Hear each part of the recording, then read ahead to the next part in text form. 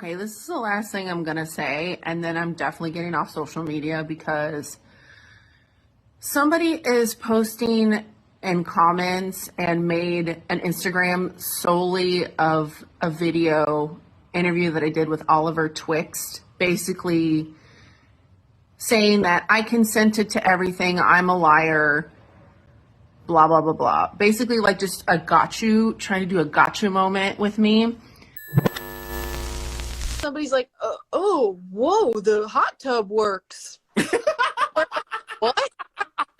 Me, April, Mercedes had this conversation before we got in of like, let's behave ourselves.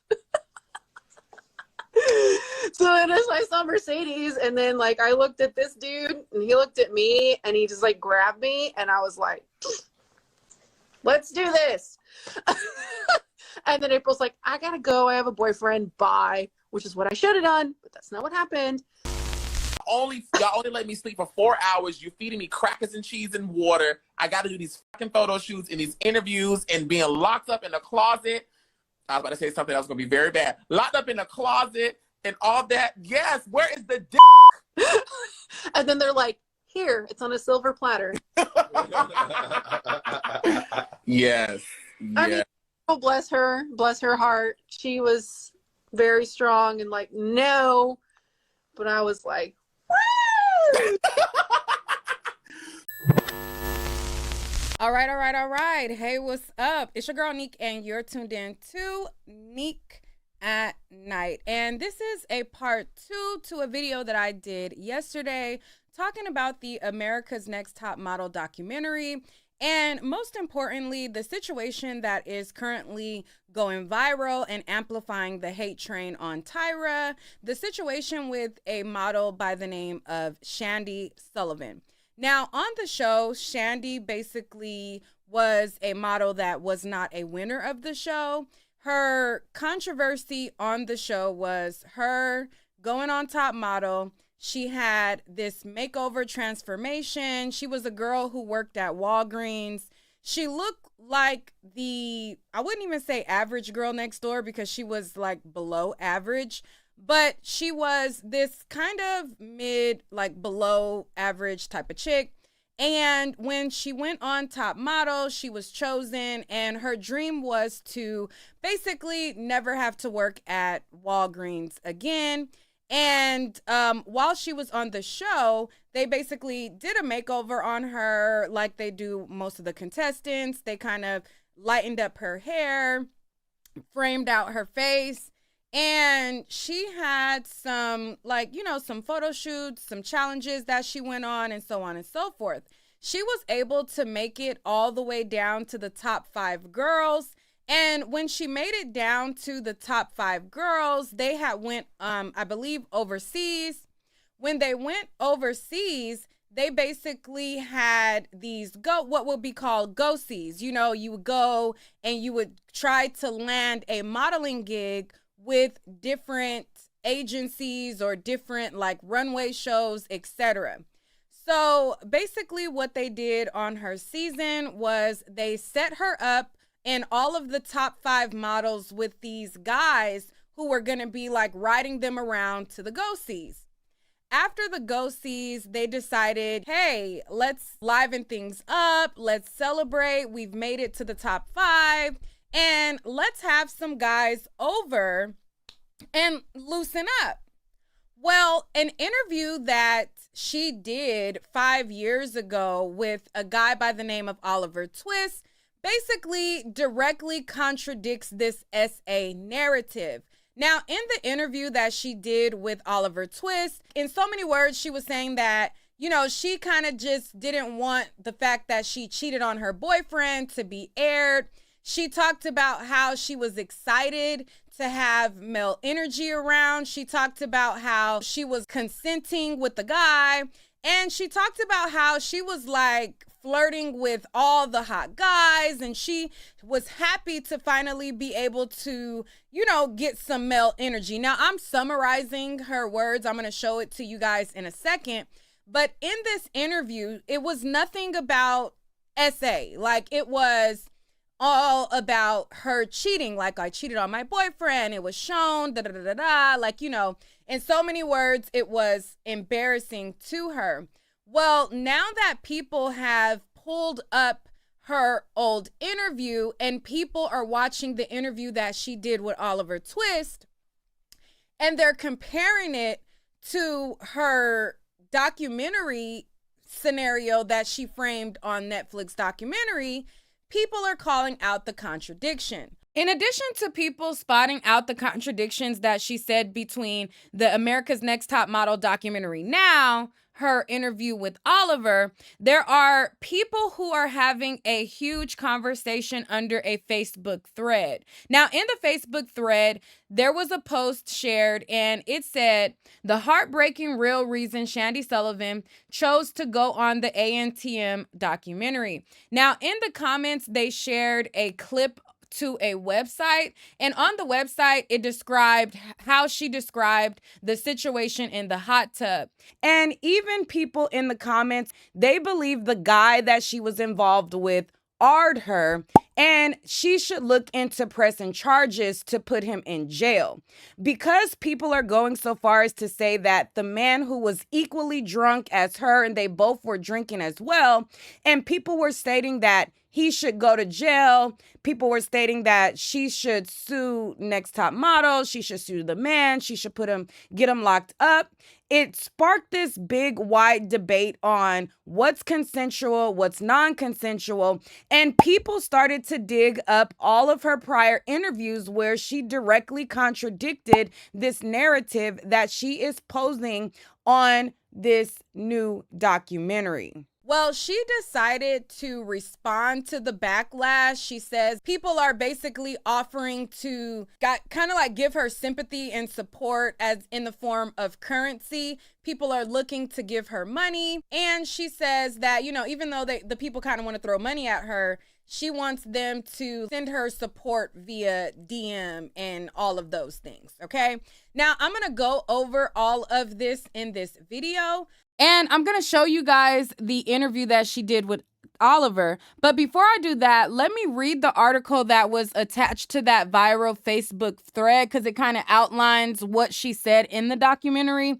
And then we'll go to what she said in Oliver's interview. So in the link to this website, it pulls this up and it says, if you watched America's Next Top Model cycle 2 back in the day, Shandi Sullivan's story probably burned into your brain. She appeared on the show as the shy Walgreens girl. Shandi underwent a jaw-dropping makeover on the show and went through an absolutely awful, life-changing experience during the Milan trip. Now, Netflix 3-part docuseries Reality Check Inside America's Next Top Model is making everyone rewatch the franchise through a much darker, more grown-up lens. And when Shandi shows up to tell her side, it doesn't feel like nostalgia content at all. It feels like she's finally taking the mic back. The version ANTM sold us in 2004 was simple. Shandi cheated on her boyfriend, Eric, while the models were in Milan. Then production captured the fallout right down to the infamous phone call, turning it into must-see reality TV. But Reality Check reframes Milan as something far more disturbing. Shandi describes being extremely intoxicated, blacking out, and not being in a place to consent while cameras kept rolling, and the moment was later packaged as a scandalous storyline. That cheating episode, title, and edit didn't just embarrass her, it shaped how people talked about her for years, with the shame landing on her instead of the environment that left a young contestant unsafe. So that is the article that was written up, and they include a tweet that she posted right after the documentary. So on her Instagram, 3 days ago, after the documentary airs, she posts up this picture right here. Okay, so it's her in a Walgreens uniform, and she states the following: "Welp, the documentary is out, and now you know more of my story. After all the years, the top model girls and what we went through were never forgotten. The first picture of me going right back to work at Walgreens, fresh with a makeover and a secret that I had to wait to air. I smiled through it, knowing that my friends, my family, Eric's family, and strangers were going to know what I had done, what happened to me. At the age of 43, I continued to struggle with it, always smiling. That's why I took this opportunity, knowing that Tyra didn't have control over my narrative, that the director and producers here had my back, and that's why I did it. I did it for me because I mattered, and I still do. The love I have felt today has been immense. Thank you, everyone that heard me. And then her second picture is of her during the interview. All right. And so that's what she said on her page. That was the narrative that was in the documentary. And from that, people outside of the viral Facebook post, people made reels basically mocking the fact that Tyra didn't take accountability. And a lot of people had their pitchforks out.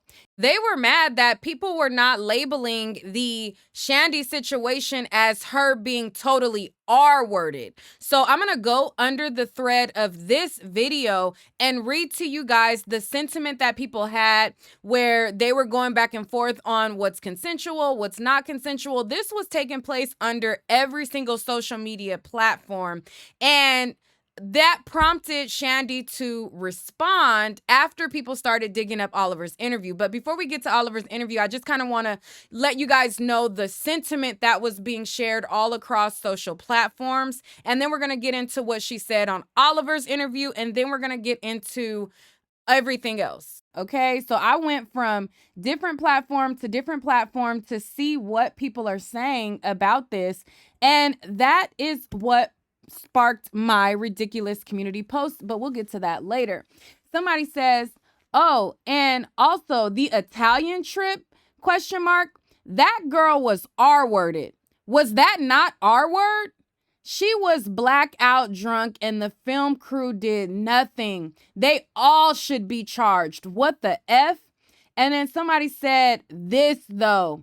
I was yelling at the TV. It's 2026 and we still can't say R-worded?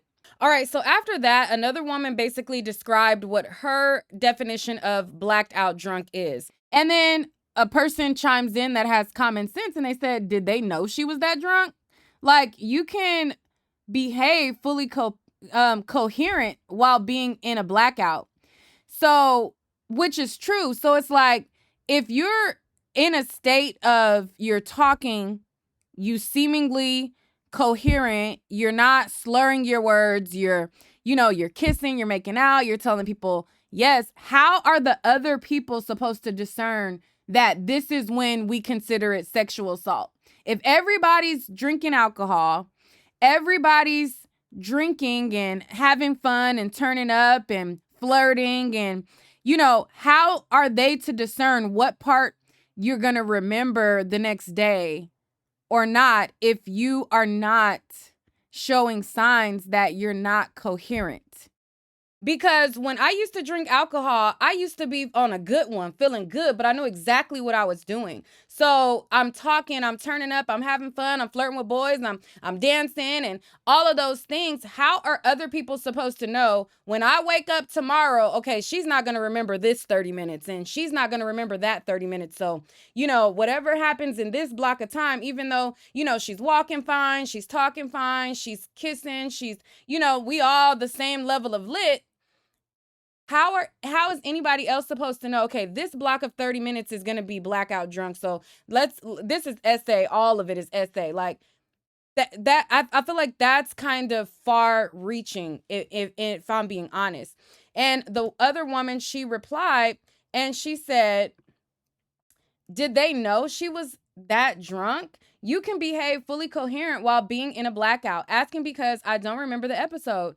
And this person says it's not really relevant whether they knew how drunk she was. They knew she was under the influence and couldn't consent with a clear, sober mind. They should have stepped in. So this is the sentiment of mostly everybody, is like just simply having a drink of alcohol. It doesn't matter if you're too drunk or super drunk, or it doesn't matter if you're still coherent or aware. It doesn't matter the level. It just matters if you drink alcohol, you cannot think for yourself or be responsible or accountable. That's the sentiment. And the woman replied and she says, it was a party. People hook up. Isn't that kind of normal at parties? At least it's not unnormal in reality shows. The girls were grown-ups and should be able to make their own choices. So unless what happened was out of the ordinary / totally off, then they should baby grown-ups? ? That's why I'm asking if she looked like she wasn't in control. And other people, they commented and they said, the guy was just as drunk as her. They were the same age. We were all in our 20s once. We got drunk. We hooked up with somebody. And just because you regret it doesn't mean that that qualifies as SA. And somebody says it's different if the dude wasn't drinking and was feeding her drinks trying to incapacitate her. She only regretted it because she sobered up and she remembered she had a boyfriend and oops, she just had a grown-up encounter on national TV. All choices she made. And then people were chiming in saying, Shandi should have sued. I know they sign off on things, but she didn't sign up to get R-worded. And then another woman says, in Brazil, having a grown-up encounter with a drink, if you are drunk or asleep, is legally considered R-word. And, so on and so forth. And people were advocating for Shandi to sue. They were advocating for her to, press charges on the guy and so on and so forth. So that now leads me to showing you guys what she said in stark contrast to what she put out there on this documentary and the perception that people had. Now, let's look at what she said 5 years ago for Oliver. Now, mind you, her series came on in 2004. She did her Oliver interview in 2020. So 16 years after, not 1 year after the show, not 2 years, not 5 years, 16 years after is when she did the Oliver interview. So let's get into that. So basically what's going on is he did a series during the pandemic. And he basically had on all of the different women who were part of America's Next Top Model. He would bring them on as guests and they would basically air out their grievances. And it was basically like anybody who didn't like Tyra and you had anything negative to say, they would go on this interview and they would basically say, I hate Tyra. She's a horrible person. America's Next Top Model was this horrible franchise. And it was like several different people who would go on and express their grievances. Well, this particular episode was with Shandi, and she starts out the interview by saying how much she hates Tyra. Now, I'm not going to show his entire interview. I'm just going to show clips of it just so that you guys can have context of what I'm talking about. And then we're going to go to what she's saying in response to it. This is his YouTube account. It's Oliver Twist, and it is titled ANTM Shandi Live. She slams Tyra for being mean to her and reveals how she was set up and couldn't work. All right, this interview took place October 16th, 2020. Now, I'm going to just play the first quick clip of it in the beginning, and then we're going to jump ahead to her speaking about the hot tub scene. When she started inviting us back to do the Tyra show was when I really got a distaste for her. Like, don't like her. Don't like her at all. And she wouldn't hug some of us. She wouldn't say hi to us when we would show up on set. She was just I'm over her. I've been over her for a long time.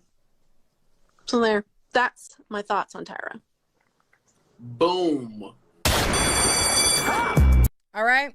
So that's kind of how it starts. Now, everybody wants to know about the hot tub scene. So around the 25-minute mark in the video, or I think even like the 28-minute mark, let me move it over. They start talking about the hot tub scene. And of course, there's this one girl, can't remember her name, who not sneaks off, but goes off with one of the male models, and they have sex. Of course, reading this, we instantly think of Shandi Sullivan, Cycle 2. And so it goes to a moment. Okay, so what he's talking about right here is J. Manuel's book. So in J. Manuel's book, he has this book where he basically dramatizes his experience on a top model, and he has like everybody as a different name, you know, like Tyra is Keisha or something like that. And like everybody, he like describes his experience through top model, but he renames everybody. You know how they do to try to like avoid legal, but they drag in the person. So Oliver is referring to a part in J. Manuel's book where he talks about this woman in this hot tub scenario, and he believes that it is Shandi that J. Manuel is talking about. Moment where Keisha Cash sits down with the character, and she's like reprimanding her on camera, and you know, kind of embarrassing her. Now the book is a little exaggerated and like what happens, like this really wouldn't happen in real life, right. But basically what you get out of it is that the show set her up for that outcome, because they knew she missed her boyfriend and she was a quiet one and stuff like that. I'm not gonna ask her no question. I'm just gonna say, Shandi, go. Okay, so basically we were just so excited to have any kind of interaction with anyone besides production and each other. So when they said, hey, what do you guys think about, you know, those guys that you rode on the Vespas with when you first got here and you went to all the go-sees? What do you guys think about inviting them over for dinner and like drinks? And we were like, duh. Yes, especially because like the guy that drove me around was so hot and we had such a great connection, but he didn't end up showing up. Mind you, she was in a relationship. It was like the other guys. So I was a little disappointed at first. And then because it was also like, testosterone that like people, like dudes that we could interact. And they're all super. To all male college, so just imagine my struggle. Yeah, and they were so nice. So, you know, I don't think I ate that night, and then I think I had 2 bottles of wine by myself. And then somebody's like, "Oh, whoa, the hot tub works." What? What are you talking about? And then they were like, "Oh, let's get in." And so like, we get in, and then I see like Mercedes, and we had, you know what's crazy is me, April, and Mercedes had this conversation before we got in of like, let's behave ourselves. So then as I saw Mercedes, and then like I looked at this dude and he looked at me and he just like grabbed me and I was like, let's do this. And then April's like, I gotta go, I have a boyfriend, bye, which is what I should have done, but that's not what happened. And then yeah, just it was cuckoo craziness. And you know, didn't really remember anything too much about it until I started sobering up later, which is where you see me like on the side of the bed crying, because I'm like, oh, I'm messed up. Like, oh no, and it's on film. Like I can't, you know, it was so many, like that's why I was just like crying hysterically, because I'm like. So in here, she's basically stating that her biggest like, was, they filmed me cheating on my man. And oops, it's gonna be filmed. But as you see her talking about everything that happened, before they even got there, she was anticipating another guy. Like she was anticipating the other hot guy that was riding her around in the scooter, and she was like, woo, like I went for it. And she was, you know, stating that she only had a oopsie when she realized, like, oh shoot, like, oh damn, my boyfriend's gonna see this. That was the sentiment of this interview. Okay. But let's play a little bit more. Shit. I have a couple of serious questions to ask you. Sure. My first question is, of course, everyone in the comments on YouTube, Instagram is like, did you have sex? Did you have sex? Of course, Poor Eric. Poor Eric. Poor Eric. And you know what? I'll be the guy to say, when I was watching it, I was like, is Miss Eric one of the girls? Because... All right, so basically right here is he's basically saying that, is her boyfriend like on the DL, you know, because on the scene on the show where she calls her boyfriend or whatever, he's like, hey, you know, like kind of like, you know, like when he said hey when she first called him before she revealed that she had slept with someone else, he was kind of like, you know, he might as well had did like this, you know what I mean? So he was like, hey, you know, so that's why Oliver is basically asking her, was he one of the girls, you know, like that. And so she's like, poor Eric, you know, like, oh my God, poor him. Like I cheated on him. You know, that's the energy here in this interview. Is she one of the girls? Like, is she a part of my clan? Because she's giving Shandi a lot of energy right now.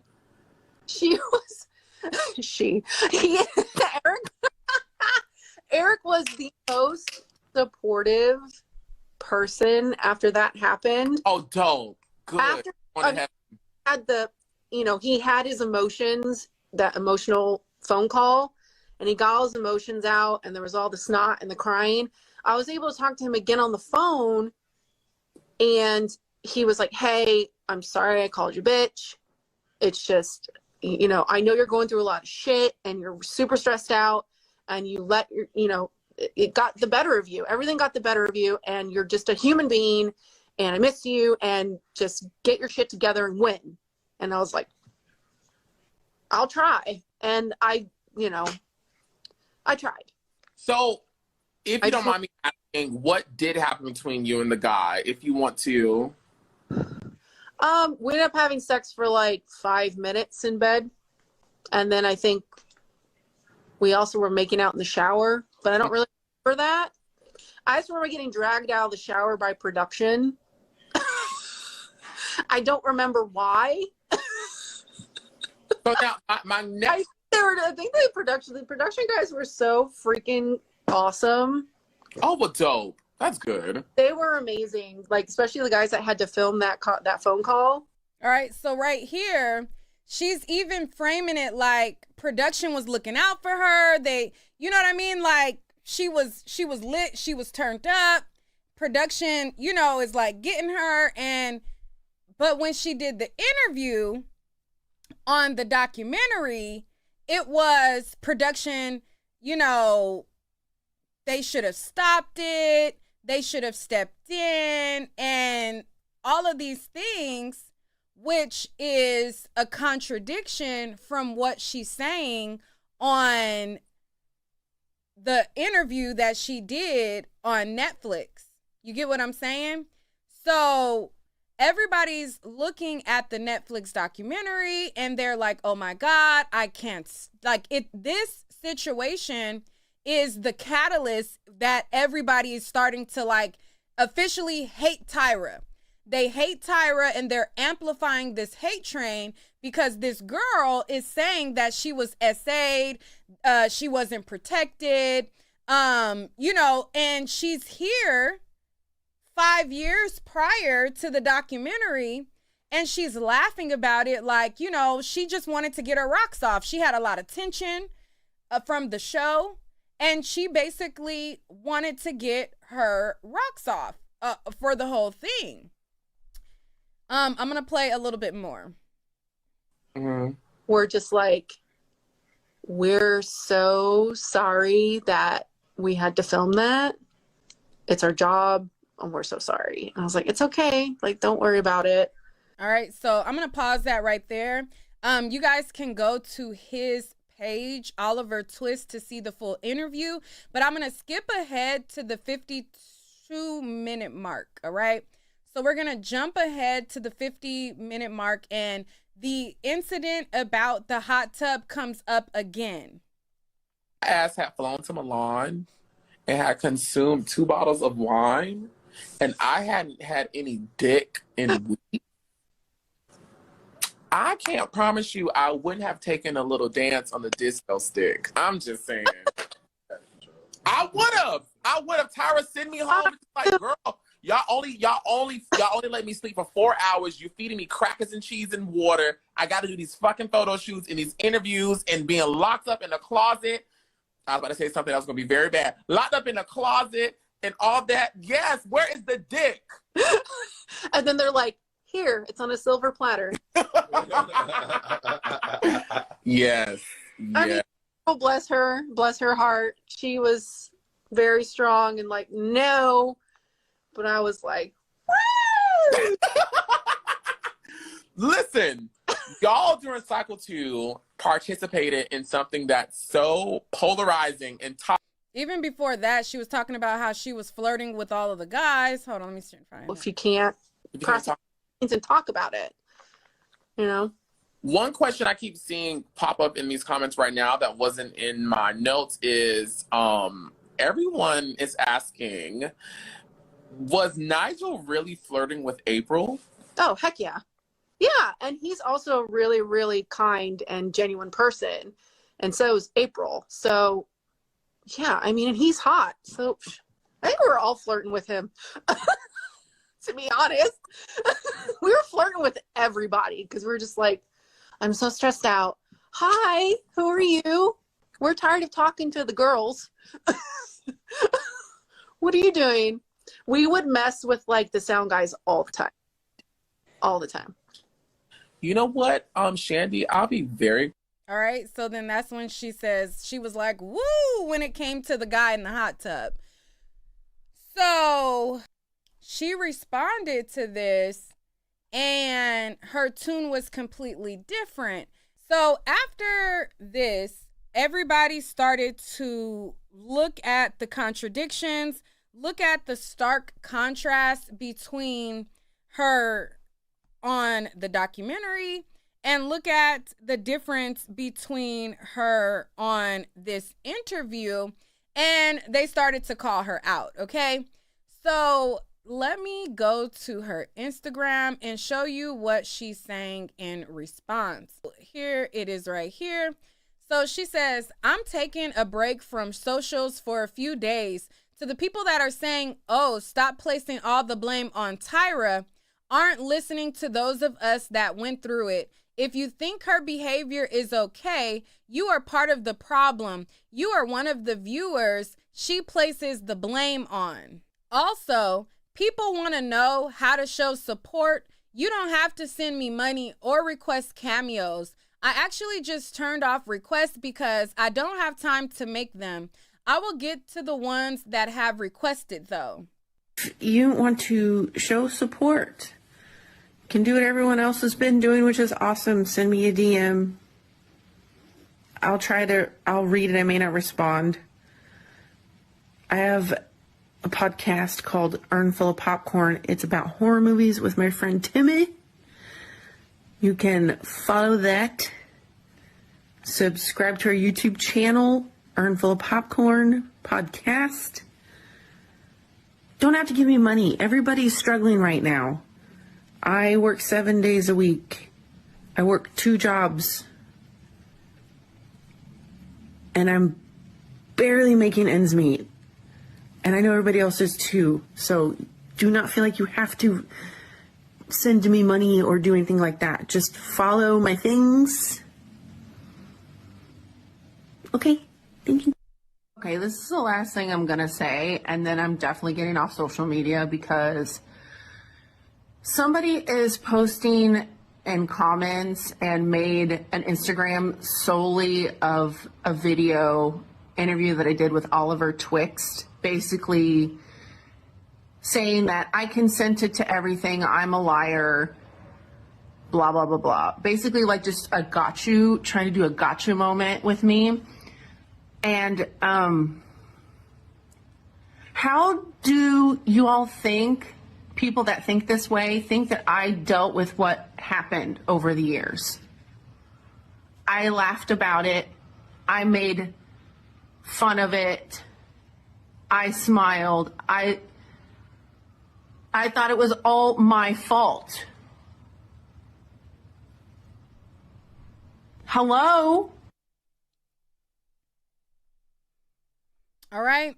And then she says, no, I didn't have to drink. No, I didn't have to do anything. I take and took responsibility immediately. It's on the effing show where I call Eric to tell him how I fucked up. The point is that they didn't have to offer the alcohol or invite the guys over, get the hot tub to miraculously work. They watched me get drunk, knew I was too drunk, and did nothing to intervene. That's the point. If making light of a effed up situation means consent to you, that is beyond fucked up. Okay?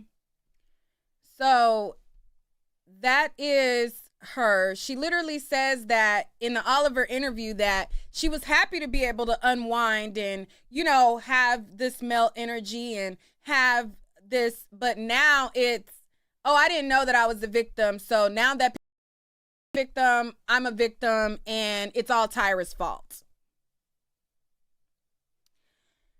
I feel like that's ridiculous. I feel like that is a cop-out.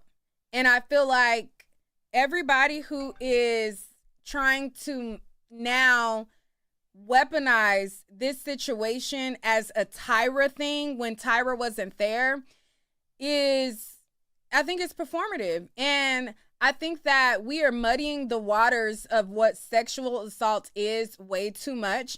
And if the water is that muddy and it's not clear what consent is, what's not consent, because according to social media, even if you say, yeah, I want to have intercourse, yes, we can do it, but you have been drinking, that is not consent. And honestly, if women can't consent when they have taken a couple sips of alcohol, no matter the level, and if they, you know, start drinking to a certain point, I believe that, you know, if we're using this, oh, you know, even if you're coherent, even if you're talking fine, even if you're walking fine, even if you are, you know, having conversations, you could possibly be blacked out. If we're using that sentiment as a way to excuse all women's behavior, then I think that any woman who, by this belief, I mean, not saying that this is my thought process, but by y'all's thinking, then everybody who is a woman who got behind the wheel of a car and did a DUI and ran into people and unalived people, then they all should be freed from behind bars because they can't consent, right? They couldn't consent. They, you know, they were out of their mind. Maybe they were blacked out when they walked and got in the car, you know, even though they were walking fine and talking fine, you know, when they got to the car. Because remember, buzz drinking is drunk driving too, right? Like tipsy driving is drunk driving. So, I mean, hey, they couldn't consent, right? They don't, maybe they were blacked out those 10 minutes that they walked to the car. So every woman, you know, because this only applies for the women, every woman should be freed, right? Let's go turn over all those convictions. No, I didn't think so. So if we as women are babies and we are the only ones that the alcohol impacts us to be sexual assault victims, I believe that it should be illegal for women. All right, now that leads me to my post that I did on my community wall. Now, if you look through my comments and you saw my responses under this post and you could not tell that I was trolling, then hey, then go to sarcasm school. I did a whole video where I was going off on a girl and reading like the back and forth between us. It was going to be a part in this video and I was going to go over all of that with you guys here, but I already did another video. I've already talked about this post several times.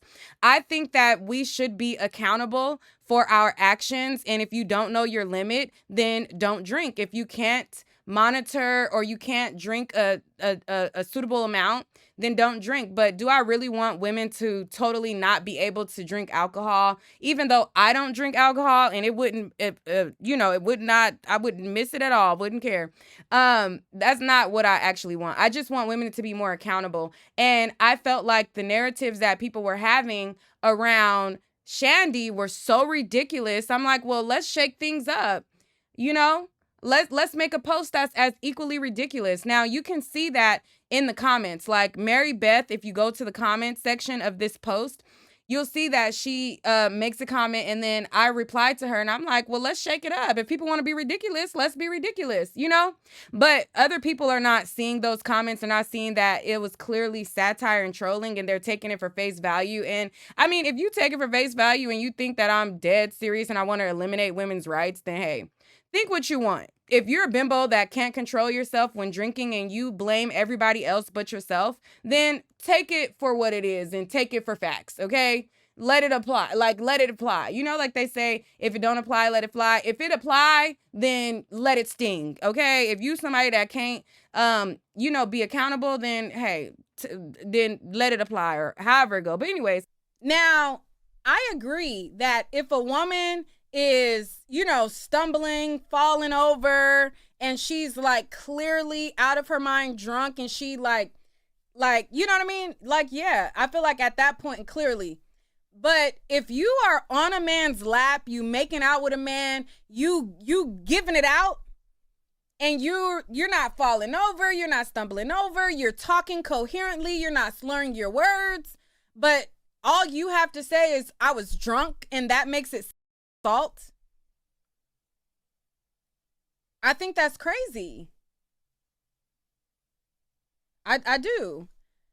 Anyways, that's all for this video. Stay tuned for more content or don't. I mean, it's totally up to you. I've lost a lot of subscribers talking about this. Every time I make a video about this America's Next Top Model and I don't follow the oTyra is a supervillain hate train and I hold Shandi accountable, the following goes down, down, down. But guess what? I don't give a damn if it goes to 0. I'm going to stand on how I feel.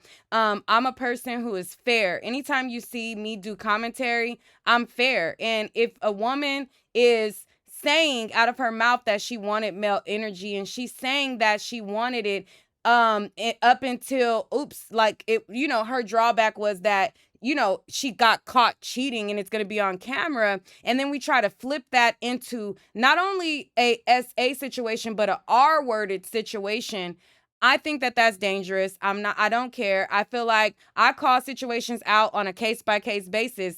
I've called guys out who have taken advantage of women so many different times. That situation on oTyra, unless I see otherwise, unless there is a discovery phase where they release every single footage and I see something else, she was with it. Her interview on Oliver's thing shows that she was with it. She wanted it. She was ready to give it out.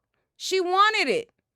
But now, everybody is, flocking to this narrative. I don't give a damn if my followers go to 0. I'm going to stand on how I feel when it comes to certain stuff. So you can stay or go. I mean, I'm going to still continue to do me, child. It don't get no better or no realer. Okay. And oTyra is an icon. Goodbye. Good night. See you later.